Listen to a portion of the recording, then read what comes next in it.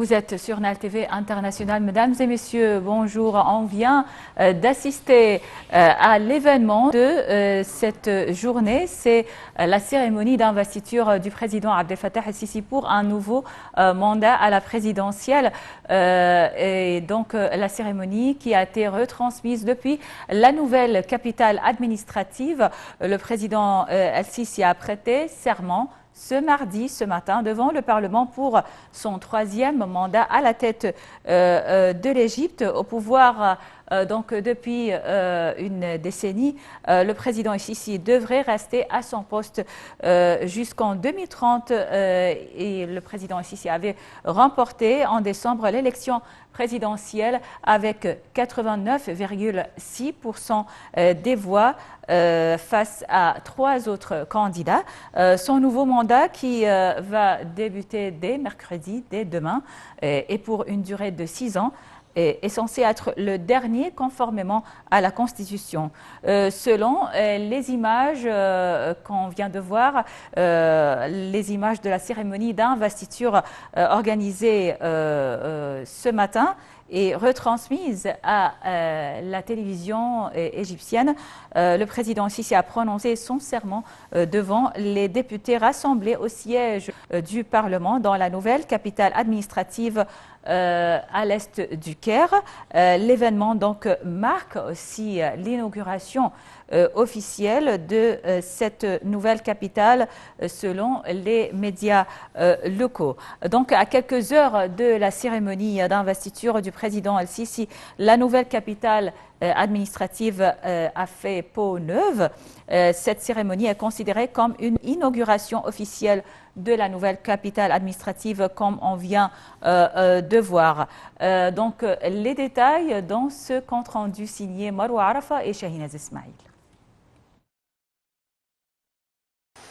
La cérémonie d'investiture du président Abdel Fattah el-Sisi qui a eu lieu mardi dans la nouvelle capitale fait peau neuve. Cette cérémonie est considérée comme une inauguration officielle de la nouvelle capitale administrative. Le président el-Sisi est arrivé ce matin à la Chambre de représentants dans la nouvelle capitale administrative pour prêter serment et prononcer un discours. Puis il se rend au nouveau mémorial avant d'hisser le drapeau égyptien sur le plus gros mât à la place du peuple. Le président el-Sisi a été réélu pour un troisième mandat avec 89,6% des voix lors de l'élection présidentielle tenue du 10 au 12 décembre 2023. La nouvelle capitale est prête à recevoir tous les événements et les activités majeures.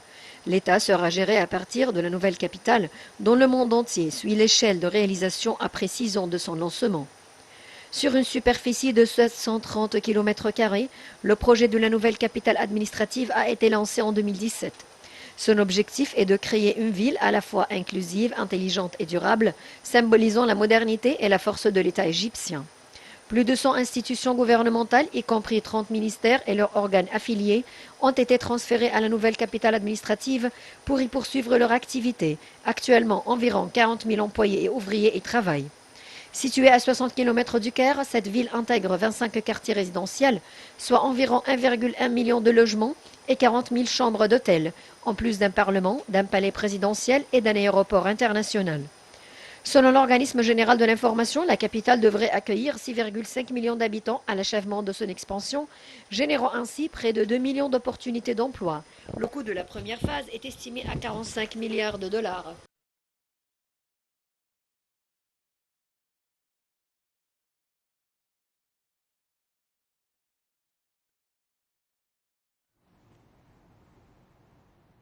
Et pour donc couvrir cet événement à la une de l'actualité égyptienne, on a en ligne Monsieur l'ambassadeur Medhat Al-Melighi, ancien ministre adjoint des Affaires étrangères. Bonjour, Votre Excellence. Bonjour à vous. Alors, aujourd'hui, c'est la cérémonie d'investiture du président Abdel Fattah el-Sisi, comme on vient donc de suivre sur les télévisions égyptiennes. Et la cérémonie a été retransmise depuis la nouvelle capitale administrative. On parle, ou les médias parlent d'une inauguration officielle ou semi-officielle de cette capitale administrative. Est-ce que vous êtes d'accord? Bon, premièrement, je me félicite et je félicite le peuple égyptien pour ce nouveau mandat du président.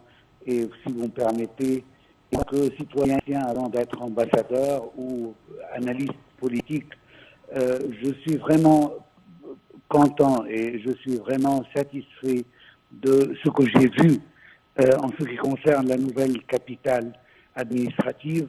Et on sent tous, je pense, et je partage ce sentiment avec tous les Égyptiens, de sentir la fierté en ce qui concerne cette capitale et comment est-ce qu'on a pu en si peu de temps, je sais qu'il y a eu beaucoup de sacrifices, mais à la fin du compte, on a devant nous une capitale grandiose, digne du nom de l'Égypte, digne de la nouvelle capitale, et je veux saisir cette opportunité pour me féliciter et féliciter tout le peuple égyptien pour cet accomplissement. Oui. Cela dit, je pense que c'est une inauguration. Il y a beaucoup d'autres choses à faire quand même, et le président lui-même a reconnu qu'il y a toujours du travail à fournir pour que cette nouvelle capitale soit à 100% pleine. Jusqu'à maintenant, ce n'est pas exactement le cas, mais on commence déjà plusieurs administrations, ministères et autres institutions gouvernementales et privées sont déjà dans cette capitale et travaillent là-bas. Je suis fier même de dire que notre ministère, le ministère des Affaires étrangères, fonctionne à 100%, presque 100% au sein de la capitale nationale. Tous mes collègues, on est tous fiers de ce qu'on a vu là-bas. Alors, on félicite Monsieur le Président pour son nouveau mandat. On se félicite nous-mêmes pour ce mandat et on espère que beaucoup d'autres accomplissements seront faits au cours de 6 ans qui viendront. On espère toujours que, comme on a vu pendant toute la période précédente depuis son pouvoir, son tenue au pouvoir, qu'on va voir d'autres développements et avancements. Oui, et cela dit, monsieur l'ambassadeur, oui, le peuple égyptien a beaucoup d'espérance. Donc, et comme vous venez de dire, selon vous, quels seront les grands défis de ce 3e mandat présidentiel? Est-ce que vous avez le temps pour le programme? Oui, il y en a beaucoup. Oui, je sais. Il y en a beaucoup, bien sûr, sur le plan stratégique, politique, économique, social. Exactement. Mais je veux commencer premièrement, en tant que citoyen égyptien, encore une fois, je veux commencer par les dossiers dont le président avait pris en main dès la première seconde dans son premier. C'est le dossier de la protection sociale et la protection des personnes à faible revenu. Le développement des bidonvilles, les autres réformes économiques restent les fruits les plus importants que l'Égypte a récoltés au cours de la carrière du président en tant que président de la République. Il y a de nombreux programmes pour diverses classes sociales de notre société et qui visent à améliorer la qualité de vie des citoyens. Je pense que ça, c'est le plus important de ce qu'on peut parler en ce moment. Certainement, ce n'est pas le seul dossier et ce n'est pas le seul qui a pris toute cette importance. Mais moi, en tant qu'Égyptien, je sais comment le président ressent en ce qui concerne les classes sociales diminuées et comment il essaye à améliorer leur niveau de vie. Certes, ça n'a pas été facile.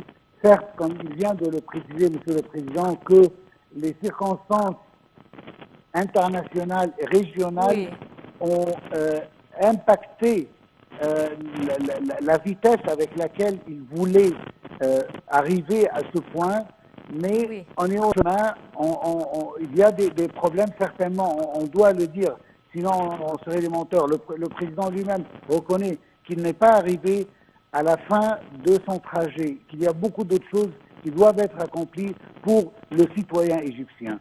À part ça, certainement d'autres dossiers dont on peut parler, que ce soit dans le domaine de l'éducation, le domaine économique, le domaine politique international. On voit tous à ce moment les efforts déplorés par l'Égypte pour la cause palestinienne et pour les Palestiniens justes, les voisins de l'autre côté de la frontière, et comment l'Égypte se renforce et tient que ce soit des appels téléphoniques et des visites. Le président vient juste de revenir de la Jordanie hier, et avant ça, on avait reçu une réunion tripartite avec la France et la Jordanie aussi pour parler de la situation à Rafah, une situation qui risque de déstabiliser la région en sa totalité. Et malgré tout cela, le président cherche toujours le temps pour notre vie interne en Égypte et comment est-ce qu'on peut l'améliorer pour les Égyptiens. Alors je trouve que dans ce nouveau mandat, le président doit continuer à penser à comment achever le processus de la promotion du développement qu'il a entamé en 2014, tout en œuvrant à élargir le cercle de la protection sociale et à protéger la classe moyenne et celle des faibles revenus. Le président essaye de tout faire pour nous et je sais qu'il y a des gens qui pensent qu'il y a d'autres choses qui doivent être faites, mais cela n'est pas raté par le gouvernement ou le président pour améliorer pour le futur. Oui, bien sûr, il y a plusieurs dossiers prioritaires et plusieurs défis pour ce troisième mandat présidentiel. Alors, Monsieur l'ambassadeur Medhat Amrig, ancien ministre adjoint des Affaires étrangères, merci beaucoup et passez une excellente journée. Et on poursuit donc avec ce deuxième reportage. Le président Sisi a mis l'accent à plusieurs reprises sur la nécessité de déployer d'énormes efforts pour réhabiliter les infrastructures qui nous permettent d'avancer vers de meilleurs horizons.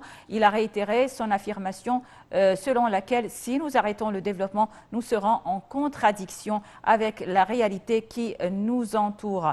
Alors, concernant donc le mouvement ou le développement durable et le développement entrepris par le gouvernement durant ces dernières 10 ans. Regardons ce reportage signé Marwa Arfa et Inès Ismail.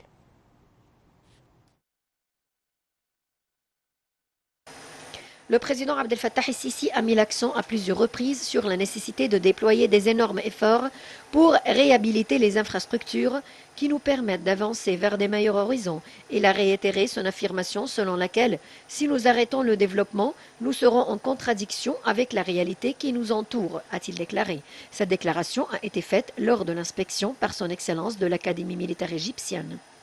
10 ans de vigilance dans tous les domaines, le mouvement du développement dont le pays a été témoin est le résultat indubitable des projets géants, la réhabilitation des projets déjà existants et la pose des fondements de la nouvelle République ont abouti à un soubresaut qualitatif historique dans tous les secteurs de l'économie, de l'urbanisation, du développement, des services publics, de l'énergie, de l'industrie, de la mise en œuvre des milliers de nouveaux projets répartis sur le gouvernorat égyptien.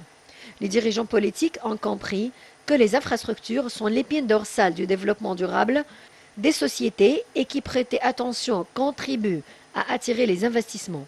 La tendance de l'Égypte était de s'orienter vers des stratégies de développement durable à travers les plans stratégiques qui y étaient axés.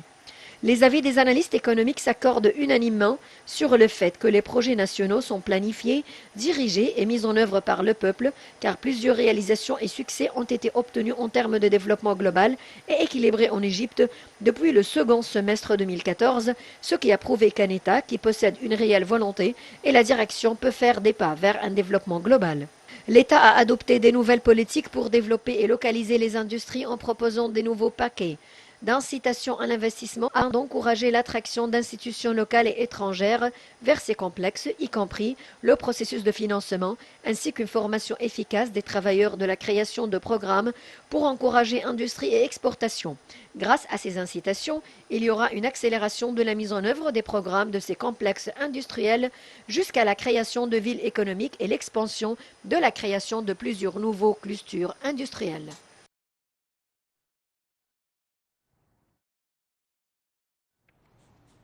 Voilà donc c'était tout pour cette couverture spéciale de la cérémonie d'investiture du président Abdel Fattah el-Sisi pour un troisième mandat présidentiel.